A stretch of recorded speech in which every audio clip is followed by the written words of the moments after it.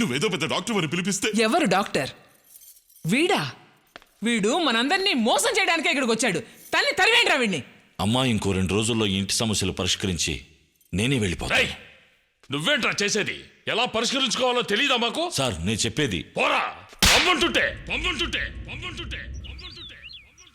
ఇంట్లో ఉన్న ఆడపిల్లల చుట్టూ తిరగటం, డాక్టర్ల పేరుతో విరవేషాలు వేయటం, ఇప్పుడేనా నీ నిజ స్వరూపం కైలాష్కి అర్థమైంది? కాదండి, నేను చెప్పేది. కైలాష్ అందరు తొందరపడుతున్నారు. ఏది ఎప్పుడు చెయ్యాలో మాకు తెలుసురా. పోరా. మిస్టర్ కృష్ణస్వామి, అయ్యా అయ్యా, అన్యాయంగా నా మనవరాల మీద నిందలేసి కావాలనే గదిలో ఇచ్చారు. ముందు ఇల్లు పంపించేయండి అయ్యా. నేను చెప్పేది ఒక్కసారి నా మాట చూడండి. ఒక్క 2 రోజులు ఒప్పి పట్టండి. ఈ ఇంటి సమస్యలను పరిష్కరించి. ఏంట్రా నువ్వు పరిష్కరించేది? అందుకేరా మహామంత్రవేత్త రామచంద్ర సిద్ధాంతి గారిని పిలిపించాను. వారు చూసుకుంటారు, నువ్వు దయచేయి. బయటికి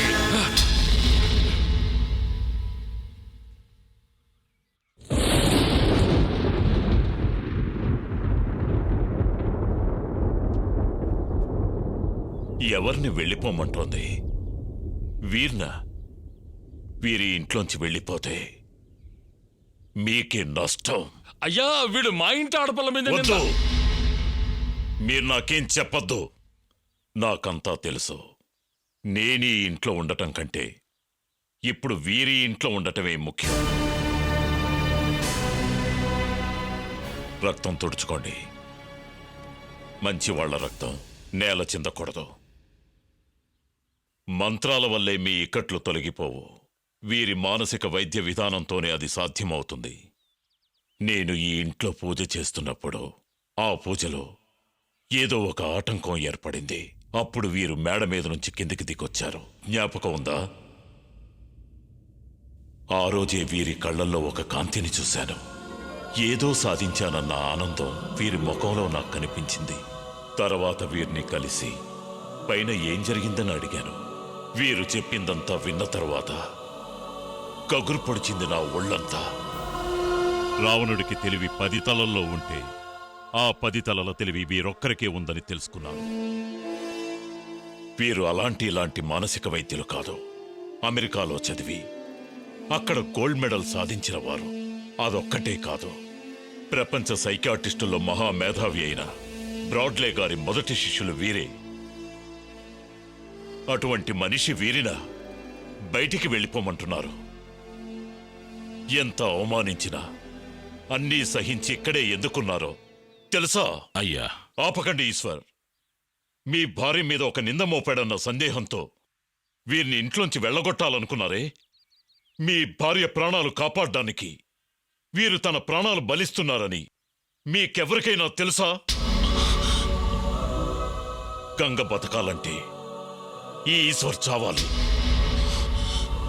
అదే విధి. నేను చెప్పింది ఆశ్చర్యంగా ఉంది కదా? ఈశ్వర్ నాకు చెప్పిందంతా వీళ్ళకి చెప్పండి.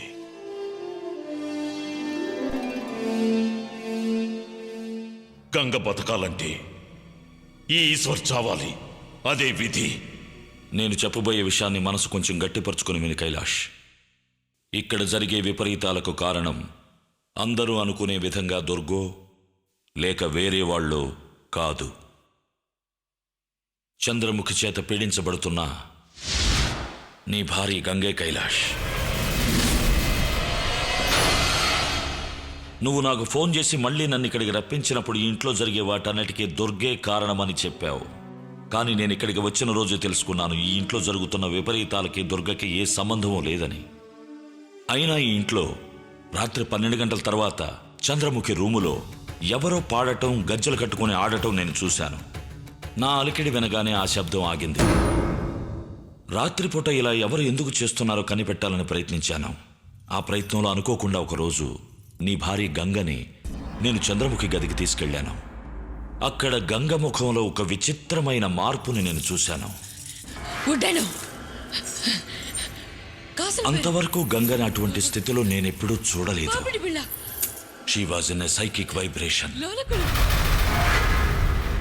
ఆ నిమిషమే నాకు అర్థమైపోయింది, చంద్రముఖి వల్ల వేధించబడుతుంది వేరెవరో కాదు, గంగేనని. అది మళ్ళీ కన్ఫర్మ్ చేసుకోవడానికే కనిపించకుండా పోయిన చంద్రముఖి గజ్జల్ని గంగకు చూపించి అవి చంద్రముఖి గజ్జలు కావాలని అబద్ధం చెప్పాను. గంగా నీకేమీ తెలీదు, ఇది అది కాదు. అప్పుడు ఆవేశంలో కొన్ని క్షణాలు గంగ చంద్రముఖిగా మారటం నేను చూశాను. గంగా, దీని చరిత్ర నీకేం మాత్రం తెలీదు. Okay okay okay, relax. దీనికి ఎందుకన్నా టెన్షన్ అవుతావు? అవును కైలాష్, గంగ అప్పుడప్పుడు చంద్రముఖిగా మారుతుంది. ఇదే తనకు ఏర్పడినటువంటి వ్యాధి. మనం పత్రికల్లో చదువుతుంటాం కదా, 20 ఏళ్ల అమ్మాయి 60 ఏళ్ల ముసల్దాన్లా మాట్లాడుతోంది, 5 ఏళ్ల పిల్లవాడు చనిపోయిన తాతలాగా ప్రవర్తిస్తున్నాడని. ఇది కూడా అటువంటిదే. వైద్యశాస్త్ర ప్రకారం చెప్పాలంటే ఇది స్ప్లిట్ పర్సనాలిటీ, అంటే ఒకరు ఇంకొకరిగా మారే ప్రక్రియ, ఏ పొసిషన్ స్టేట్. గంగా ఈ వ్యాధితోనే బాధపడుతోంది. ఎప్పుడూ నవ్విస్తూ ఉండే గంగకి ఈ వ్యాధి ఎలా వచ్చిందో తెలుసుకోవాలని మీ చిన్న మావయ్యని తీసుకుని తన సొంత ఊరైన ఏలూరుకు వెళ్ళాను. మనకి గంగ జీవితం ఒకవైపు మాత్రమే తెలుసు, కానీ మరోవైపు, అంటే చిన్న వయసులో తను అనుభవించిన దారుణాలు వాళ్ల ఊరు వెళ్ళిన తర్వాతే నేను తెలుసుకున్నాను. గంగ తండ్రి ఒక తక్కువ జాతి అమ్మాయిని పెళ్లి చేసుకున్నాడు.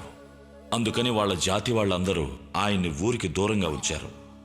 గంగ తండ్రి చనిపోయిన తర్వాత ఆ శవాన్ని కూడా ఊళ్ళో కాల్చడానికి ఆ ఊరు జనం ఒప్పుకోలేదు.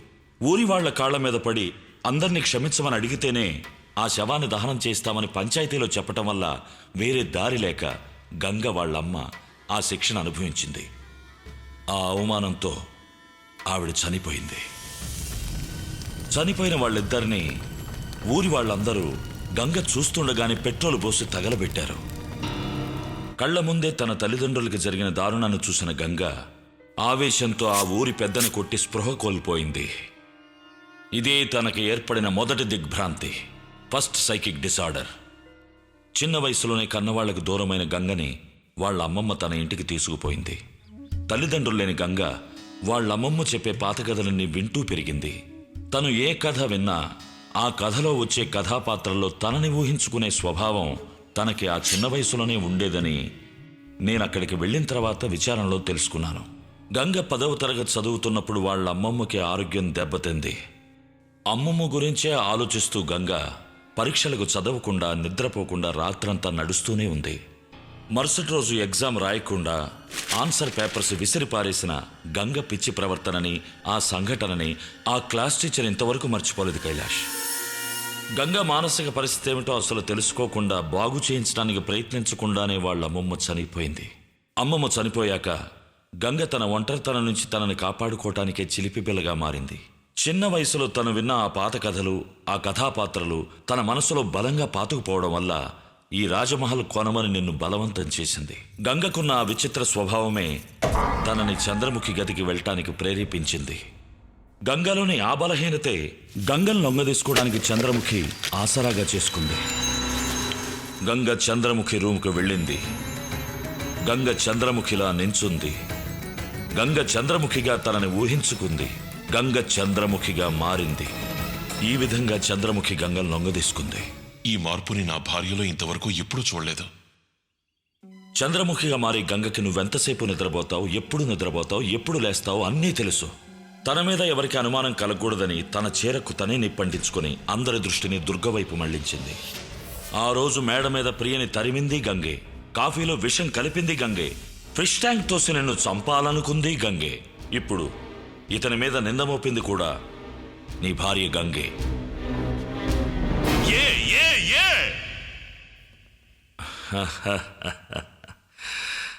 కైలాష్ గంగ చంద్రముఖిగా మారేప్పుడు తన ప్రియుడు గుణశేఖరే అని ఊహించుకునేది ఇప్పుడు అదే గుణశేఖర్ ఇంట్లో ఉంటున్న ఈ విశ్వనాథనే.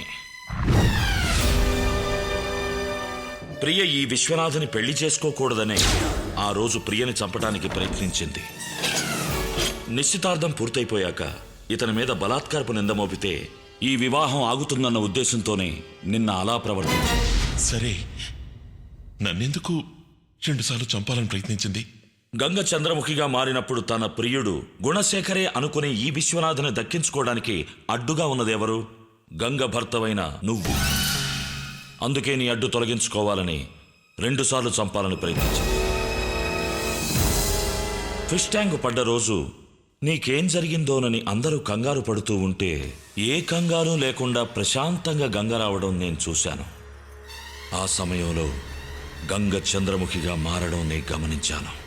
తనని మామూలు స్థితికి తీసుకురావాలని నేను గట్టిగా అరుస్తూ దుర్గను తీసుకుపోయి ఒక గదిలో ఉంచాను. గంగ గురించి జరిగిందంతా తనకు చెప్పాను.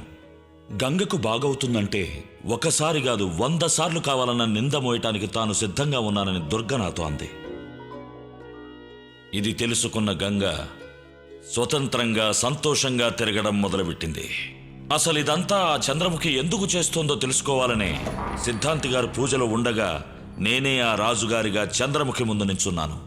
ఎప్పుడైతే రాజుగా తన ముందు నేను నించున్నానో పగతో ఉన్న ఆ చంద్రముఖి నేనే నిజమైన ఆ రాజునని పూర్తిగా నమ్మింది. వచ్చే దుర్గాష్టమి రోజున ఆ రాజుని చంపి పగ తీర్చుకోవడమే తన లక్ష్యమని తను నాతో చెప్పింది. చంద్రముఖి లక్ష్యం నెరవేరలేదంటే మన గంగ మనకెప్పటికీ దక్కదు. మై గాడ్, వచ్చే దుర్గాష్టమి నాడు తను చంపబోయేది ఎస్ తను ఆ వెంకటపతిరాజాగా అనుకుంటున్న నన్నే. చంద్రముఖి లక్ష్యం నెరవేరలేదో తనని తానే అంతం చేసుకుంటుంది. అందువల్ల చనిపోయేది చంద్రముఖి కాదు, మన గంగ. ఈ పోరాటంలో నేను గంగను కాపాడుతానో లేక నన్ను నేనే కోల్పోతానో తెలీదు. ఇందులో మరో బాధాకరమైన విషయం ఏమిటంటే చంద్రముఖి అనే ఒక క్యారెక్టర్ తన శరీరంలోకి వచ్చి వెళుతున్నట్లు పాపం మన గంగకి తెలియదు. కైలాష్, కైలాష్, తలుపు తీయండి. బయట తలుపేసింది ఎవరు? అది దుర్గై ఉంటుంది.